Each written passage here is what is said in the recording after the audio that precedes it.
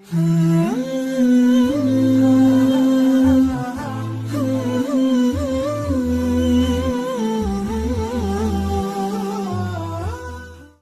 أقول لكم باختصار: أصحاب الهموم والديون والمشاكل الزوجية والقضايا الخاصة وأصحاب الكروب إذا أراد أن يفرج له كربه فليلجأ إلى الله. يونس عليه السلام في سفينة ووضعوا قرعة، لما رأوا ذلك الحوت الضخم في البحر كاد أن يحطم سفينتهم أو يلتقمها، فقالوا لا بد أن نضع طعما ونضحي بواحد، فاقترعوا، فكان الوقوع السهم على يونس عليه السلام. ثم قال ربانها إن هذا رجل ظاهره الصلاح، لنعيد القرعة مرة أخرى لعل يخرج غيره، فتعاد 3 مرات فيكون على يونس الخيار، كما قال الله جل وعلا: فساهم فكان من المدحضين.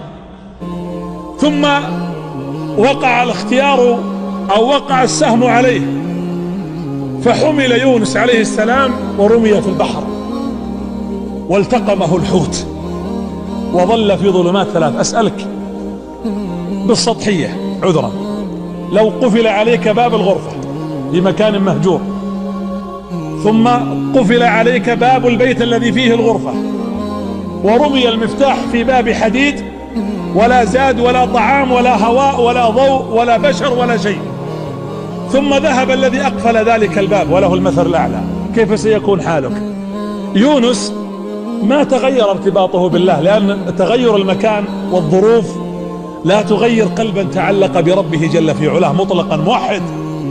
في ظلمات 3: ظلمة ليل، ظلمة البحر، وظلمة الحوت، ومع ذلك كان التوحيد حاضرا: لا إله إلا أنت سبحانك إني كنت من الظالمين. فجاءت الإجابة بعدها فنجيناه. لا يمكن أن تدعو بهذا الدعاء، وهذا دعاء كرب: لا إله إلا أنت سبحانك إني كنت من الظالمين.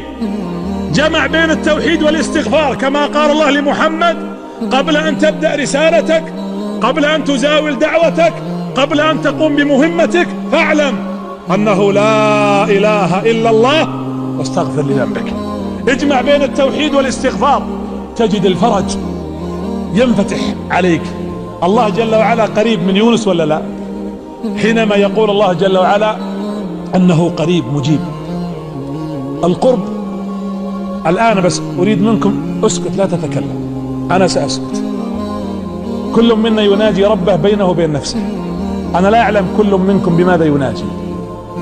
المناجاة أن تستشعر أن الله منك قريب. كلنا يسمعون الله. الله يعلم ما كان وما يكون وما هو كائن وما لم يكن، لو كان كيف يكون.